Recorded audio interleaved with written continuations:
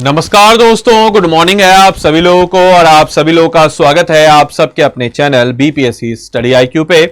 बज चुके हैं सुबह के 6 और जब भी सुबह के 6 बजते हैं तो हमारी और आपकी मुलाकात होती है आप सबके इस चैनल पे, जिसमें हम लोग दैनिक जागरण के पटना संस्करण को करते हैं कवर अप। तो आइए दोस्तों, आज के देखते हैं अखबार में क्या क्या चीजें काम की थी और किन चीजों से हमारे prelims mains point of view और साथ ही साथ ऐसे पॉइंट ऑफ व्यू से रिलेवेंट कुछ फैक्ट्स मिल सकते हैं। आइए जरा हम लोग नजर डालते हैं हमारे रीजनल न्यूज़पेपर पे। हमारी यह पहल उम्मीद है आपको पसंद आ रही होगी, क्योंकि नेशनल न्यूज़पेपर तो हर कोई कवर अप करा रहा है, हम कवर अप कराते हैं आपको रीजनल न्यूज़पेपर। आइए सबसे पहले पेज पे विज्ञापन है, किसी काम की खबर नहीं है, इसको आप स्किप कीजिए। इसके अगले पेज की तरफ हम बढ़ते हैं, इसके अगले पेज पे भी विज्ञापन है, किसी काम का नहीं है, इसको भी स्किप कीजिए। उसके अगले पेज पे कुछ इंपॉर्टेंट हम नीतीश कुमार के या फिर बिहार सरकार की तरफ से कुछ इंपॉर्टेंट उद्घाटन है, इनको नहीं देखिए, आगे खबर छपेगा उस पर देख लेंगे।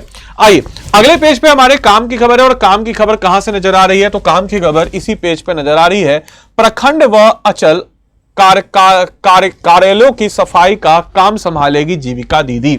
अब ये जीविका दीदी कॉलम कहां से इंपॉर्टेंट बनता है, तो आप सबको पता होगा जीविका दीदी एमसीक्यू में पूछा जा सकता है प्रीलिम्स में कि भैया जीविका दीदी क्या चीज से रिलेटेड है। तो ये महिला उत्थान से रिलेटेड है, महिलाओं को इंपावर करने से रिलेटेड है, और बेरोजगारी को दूर करने से, गरीबी को दूर करने से, और साथ ही साथ सक्षम महिला, सशक्त महिला, सक्षम महिला जो 7 निश्चय योजना का कॉलम है उससे रिलेटेड है जीविका दीदी। जीविका दीदी अब क्या करेंगी, तो प्रखंड व अचल कार्यालयों की सफाई का काम संभालेंगी। 3000 महिलाओं को मिलेगा रोजगार और 10 से 12 हजार प्रति माह मिलेगी पगार।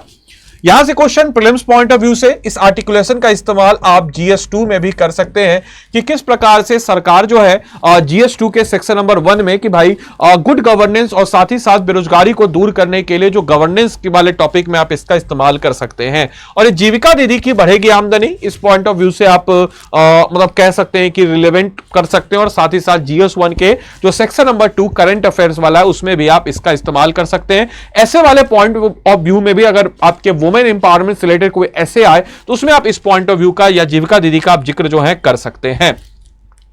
इसी पेज पे अन्य काम की खबर अगर हम देखें तो इसी पेज पे और भी अन्य काम की खबर है। एक तो यह है कि पथ निर्माण विभाग ने 15,000 रुपए की सड़कों का एस्टीमेट मंत्रालय को भेजा, और एक यह है कि 2 जिलों को मिलेगा अमृत 2.0 से शुद्ध पेयजल का खर्च। अब ये कौन से 2 जिले हैं, सबसे पहले इसको देख लीजिए। यहां से प्रीलिम्स पॉइंट ऑफ व्यू से मिलेगा कि 2 जिलों को मिलेगा अमृत 2.0 से शुद्ध पेयजल, खर्च होंगे 250 crore. Prelims point of view से इंपॉर्टेंट है 2 जिले कौन कौन से, दरभंगा और औरंगाबाद। दरभंगा और औरंगाबाद वो 2 जिले हैं जिनको मिलेगा अमृत 2.0 से शुद्ध पेयजल, खर्च होंगे 250 crore. Prelims point of view से रिलेवेंट है, प्री पॉइंट ऑफ व्यू से। इसके अलावा हम लोग अगर बात करते हैं तो पथ निर्माण विभाग ने 15,000 करोड़ की सड़कों का एस्टीमेट मंत्रालय को भेजा, या आप इस्तेमाल कर सकते हैं जीएस2 के सेक्शन नंबर 2 इंफ्रास्ट्रक्चर वाले टॉपिक में, जहां हम देखेंगे कि पथ निर्माण विभाग ने 15,000 करोड़ रुपए की लागत से बनने वाले अलग अलग एनएच का एस्टीमेट परिवहन को भेजा। यह बेसिकली दिखा रहा है बिहार की प्रगति को, यह दिखा रहा है कि बिहार में इंफ्रास्ट्रक्चर डेवलपमेंट को ऑलरेडी हम बहुत ज्यादा लैक करते हैं इंफ्रास्ट्रक्चर के मामले में, और यह हमारे बुनियादी ढांचाओं को मजबूत करने के लिए एक पहल है जिसको यह दर्शाता है। तो इसको आप पढ़ करके थोड़ा सा आर्टिकुलेशन अपना बेहतर कर सकते हैं, तैयार कर सकते हैं। अगले पेज पे किसी काम की खबर नहीं है, लश्कर तैयबा, हाँ ठीक है, नहीं कोई काम का वैसे खबर है नहीं। इसके अगले पेज पे वापस से विज्ञापन, इसके अगले पेज पे एक इंपॉर्टेंट काम का खबर है। इंपॉर्टेंट काम का खबर यह है कि ये आपके इस्तेमाल हो सकता है इंटरनेशनल रिलेशन में, साथ ही साथ इस पॉइंट का इस्तेमाल जो है आप कर सकते हैं अपने मतलब हम कह सकते हैं कि जैसे आईएमएफ, जैसे आप, मैं चाहता हूं कि आप लोग कमेंट बॉक्स में लिख के बताएं इंडियन या इंटरनेशनल मॉनेटरी फंड या आईएमएफ जो है इसका हेडक्वार्टर आप सबको पता है यूएस में है, इसके हेड का नाम क्या है कमेंट बॉक्स में लिख करके बताइएगा। आईएमएफ ने पाकिस्तान पर 11 कई शर्तें सौंपी, ये काफी समय से आ रहा था, और इसमें भारत के एक डिप्लोमेटिक रिलेशन को दिखा रहा है कि लंबे समय से भारत जो है एक दबाव बनाया हुआ था कि आईएमएफ जो है क्यों पाकिस्तान को फंड कर रहा है, और उसी के फलस्वरूप जो है भारत का दबाव जो है रंग लाया, और भारत के साथ तनाव को लेकर चेताया, कहा योजनाओं को अमल में पड़ सकता है इसका असर, और आईएमएफ की प्रमुख शर्तों में वित्त 2025-26 का बजट संसद में करना होगा पारित, और नई शर्तों पर अमल के बाद ही नई किस्त जारी करेगा आईएमएफ। इस चीज को याद रखना है। तो आईएमएफ का हेडक्वार्टर कहां है, आईएमएफ के हेड कौन है, कमेंट बॉक्स में लिख के बताइए। अभी खबरों में रहा है आईएमएफ, तो आइए जब हम लोग आगे पेज पे बढ़ते हैं। अगले पेज की तरफ हम लोग बढ़ते हैं तो अगले पेज पे इस पेज से काम की खबर हमें नजर आती है कि सरकारी विद्यालयों में बनेगी भाषा की भी प्रयोगशाला। यह हमारी भाषाओं को और साथ ही साथ बच्चों के अंदर भाषा के प्रति एक रुझान लाने के लिए एक अहम पहल है। इसका इस्तेमाल जो है आप कर सकते हैं ऐसे पॉइंट ऑफ व्यू से भी, साथ ही साथ GS2 में भी आप इसका इस्तेमाल कर सकते हैं कि सरकारी विद्यालयों में अगर हम बात करें तो बनेगी भाषा की प्रयोगशाला, यानी कि प्रदेश के सभी 9446 सरकारी माध्यमिक, यह आपका प्रीलिम्स पॉइंट ऑफ व्यू से रिलेवेंट है कि भाई उच्च माध्यमिक विद्यालयों में भाषा की प्रयोगशाला बनेगी। अब क्या है भाषा की प्रयोगशाला? इसमें जो है बच्चे जो है विद्यार्थी लिखेंगे कविता, नाटक, चित्र, और उनके अंदर जो है एक हम कह सकते हैं कॉन्फिडेंस और भाषा के प्रति या भाषा के प्रति प्रेम, और साथ ही साथ भाषा से आप किस प्रकार से इस्तेमाल कर रहे हैं, जो दूर हो रहे हैं हम लोग हमारी जड़ों से, उन जड़ों को वापस। एक दौर था जब बिहार से रामधारी सिंह दिनकर, फणिराम सर रेणु और राम वृक्ष बेनीपुरी, ऐसे तमाम तरह के कवि निकला करते थे। आज के डेट में आप देख लीजिए काफी लंबे समय से कोई ऐसा बड़ा मार्वेलस कवि हमारे बिहार से नहीं निकल पा रहा है, तो उसी सब चीजों को प्रोत्साहन करने हेतु यह चीज किया जा रहा है। अगले पेज की तरफ बढ़ते हैं। अगले पेज पे कुछ काम की खबर नहीं है लेकिन एक हंसी वाली खबर है, इसका आप इस्तेमाल कर सकते हैं एंटीथेसिस में GS2 का। अगर आपसे क्वेश्चन पूछ ले जाए सेक्शन नंबर 2 आपके हेल्थ इंफ्रास्ट्रक्चर से क्वेश्चन आए तो आप दिखा सकते हैं हमारे बिहार की हेल्थ की कितनी खराब हालत है। अगर कुछ पॉइंट्स आपको अगेंस्ट में भी लिखने पड़ते हैं, मतलब लिटरली सोचिए कि चूहा खा गया, लोग का प्लास्टर हुआ, प्लास्टर होने के बाद आदमी लेटा हुआ है अस्पताल में और वो हिला नहीं सकता अपने पैर को, और चूहा आके उसका पांव कुतर के चला गया। लिटरली चूहों का आतंक। Not so relevant but antithesis से कुछ पॉइंट्स आप यहां से निकाल सकते हैं जो आपके एग्जामिनेशन पॉइंट ऑफ व्यू में आपके बने। अगले पेज पे भी कुछ ऐसी काम की खबर नहीं है, उसके अगले पेज पे भी कुछ ऐसी काम की खबर नहीं है। हां, अगर हम संपादकीय जागरण की बात करते हैं तो इसमें एक जो हमारा एडिटोरियल सेक्शन है उसमें एक एडिटोरियल काम का, इसको आप पढ़िएगा।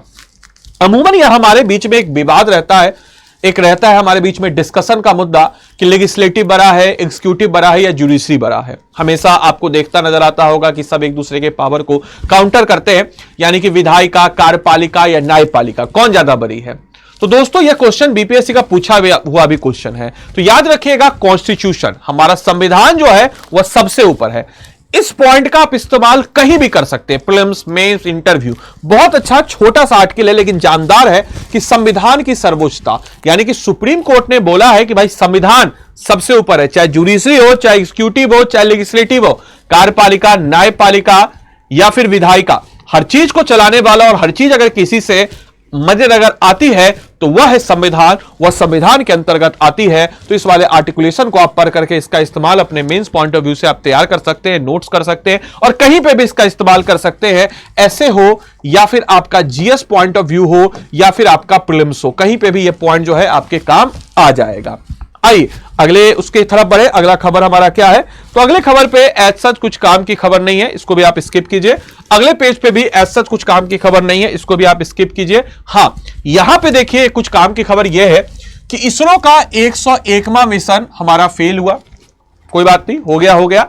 जो आदमी कोशिश करता है वही फेल होता है, जो कोशिश ही नहीं करेगा, हाथ पे हाथ धर के बैठेगा, क्या फेल करेगा, क्या पास करेगा। तो आपको बता दें चले, इसरो का 101वां मिशन पूरा नहीं हो सकता। लॉन्चिंग के तीसरे चरण में मोटर चेंबर प्रेशर में गिरावट के कारण PSLV स्वदेशी जासूसी उपग्रह, जिसका नाम क्या है इसको लिखिएगा, EOAS-09, जो है कक्षा तक पहुंचने में सफल नहीं हुआ। इसका नाम क्या है, तो EOAS-09 जो है इसका नाम है और यह जो है फेल हो गया। इस चीज को ध्यान रखना है। और PSLV जो है C61 ने ये अर्थ ऑब्जर्वेशन सैटेलाइट जो है एक स्पाई सैटेलाइट है, वह भेजा था। 101वां है, इंपॉर्टेंट है, तो थोड़ा दिमाग में रखिएगा। प्रीलिम्स पॉइंट ऑफ व्यू से ये आपके लिए रिलेवेंट बन सकता है। अगले पेज की तरफ बढ़े। सिनर को हराकर अलकराज बने चैंपियन, ये धूम धड़क्का वाले पेज के लिए इंपॉर्टेंट है। अलकराज से बीपीएससी की एक मोहब्बत हो रखी है, चाहे 70वीं बीपीएससी प्रीलिम्स का एग्जाम हो या टीचर वाला एग्जाम हो, अलकराज से क्वेश्चन पूछा ही पूछा है। तो अलकराज अभी इटालियन ओपन को पहली बार जीता है, तो इसको ध्यान रखना है। यही है अलकराज जिसके क्वेश्चन अभी 70वीं बीपीएससी में भी पूछा था। तो कार्लोस अलकराज ने जानिक सिनर को हराकर पहली बार इटालियन ओपन जीता। क्वेश्चन पूछेगा इटालियन ओपन के विजेता कौन है, अलकराज जो है यह इटालियन ओपन के विजेता है, इस बात को याद रखना है। बाकी आइए अगले पेज पे, और कुछ काम का खबर नहीं है।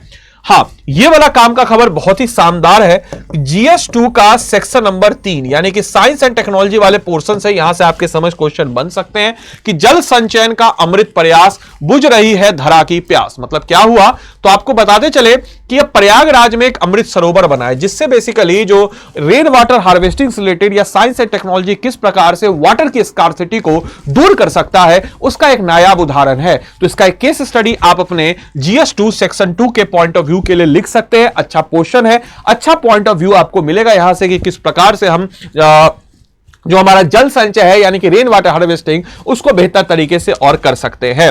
इसके अगले पेज की तरफ बढ़ते हैं, कुछ काम का खबर नहीं है। इसके अगले पेज की तरफ बढ़ते हैं, कुछ काम का खबर नहीं है। गर्मी में कम ना हो फैशन। अरे बाप रे बाप, अरे बाप रे बाप, मूस मोटइयन त लोढ़ा होइयन ना हाथी होइयन ना घोड़ा होइयन है। क्या है इसका मतलब बताइएगा कमेंट बॉक्स में। ये बीपीएससी का क्वेश्चन पूछा गया, आपको ही नहीं लगना चाहिए कि सर ऐसे ही बोल दिए कुछ हो। मूस मोटइयन त लोढ़ा होइयन हाथी होइयन ना घोड़ा होइयन, ये बीपीएससी के मेंस का क्वेश्चन पूछा गया ऐसे का। तो देख रहे हैं, गर्मी में कम ना हो फैशन, मिले मियां के मार ना खोजे मियां ताड़ी। चलिए इसका भी मतलब बताइएगा सीरियसली, इस सब का मतलब आप कमेंट बॉक्स में लिख के बताएंगे।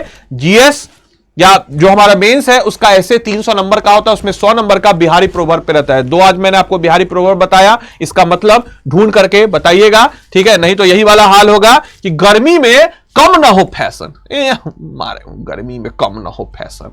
चलिए अगले पेज पे भी किसी काम की खबर नहीं है, आइए अगले पेज पे बढ़ते हैं। अगले पेज पे भी कोई काम की खबर नहीं। आइए अब इस क्लास की पीडीएफ या मेरे द्वारा प्रोवाइड किए गए जितने भी स्टडी मटेरियल्स आपको चाहिए तो बीपीएससी कंटेंट वाला टेलीग्राम पे सर्च कर लीजिए बिना स्पेस दिए, बीपीएससी कंटेंट वाले, या फिर आप इसको स्कैन कर लीजिए, स्कैन करके भी आप इसको जुड़ सकते हैं। क्लास की पीडीएफ यहीं पे आपको मिल जाएगी। इसके अलावा दोस्तों आपको बताते चले कि भाई आप में से कोई भी जन अगर हमारे पेड कोर्स के साथ जुड़ना चाहता हो तो स्टडी IQ के ऐप या वेबसाइट पे आप आ सकता है। जैसे फॉर एग्जांपल कि मुझे अगर पेड कोर्स में आना है तो मैं स्टडी IQ के ऐप या वेबसाइट पे ऐसे चला जाऊंगा और हमारे पेड कोर्स की खास बात जान लीजिए, लेना आपके हाथ में।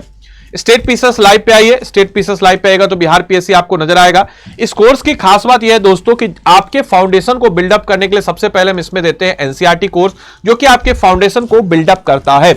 उसके बाद हम इसमें देते हैं बिहार PSC का मोस्ट अफोर्डेबल कोर्स। इसके बाद दोस्तों हम बढ़ते हैं, इस कोर्स में आपको आना है बाय नाउ में।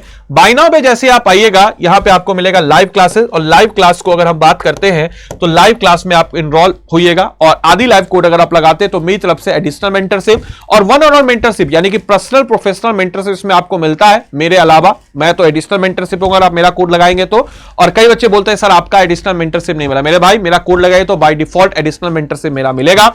आंसर राइटिंग प्रोग्राम ये कहीं और नहीं मिलेगा, 48 आवर्स के अंदर आपके आंसर राइटिंग प्रोग्राम को प्रीलिम्स टेस्ट सीरीज ये हर जगह मिल जाता है। Handwritten notes, class notes PDF के अलावा हमारी तरफ से आपको हैंड रिटेन नोट्स इस क्लासेस में मिलते हैं। Live classes, GS foundation, comprehensive coverage of each and every topic, test series, practice question, तमाम तरह की सुविधाओं से लेस यह कोर्स है। तो आपको करना क्या है दोस्तों, तो आदि लाइव कोड का इस्तेमाल करना है और आदि लाइव कोड का इस्तेमाल करके आप प्रीलिम्स, मेंस और इंटरव्यू तीनों की इंटीग्रेटेड तैयारी कर सकते हैं। और साथ ही साथ इसमें अगर आप प्रीलिम्स 71st प्रीलिम्स क्लियर कर लीजिएगा, इतनी सारे अच्छे तरीके से पढ़ाएंगे तो 100% स्कॉलरशिप आपको मिलेगा और इस सारे अमाउंट आपका वापस। साथ ही साथ आपको मेंस पॉइंट ऑफ व्यू से हम तैयार करेंगे, मेंस पॉइंट ऑफ व्यू से हम आपको तैयार करेंगे दोस्तों अलग से बैच में। इसमें भी मेंस होगा और अलग से बैच होगा, और इसके बाद हम आपको इंटरव्यू के लिए ऑफलाइन अपने पट्टा सेंटर में तैयार करेंगे। तो इतनी सारी सुविधाओं से लेस यह कोर्स है, तो आप लोग सारे के सारे बच्चे इनरोल हो और अपनी तैयारी को मजबूती प्रदान करें। धन्यवाद and thanks for watching this session. Thank you.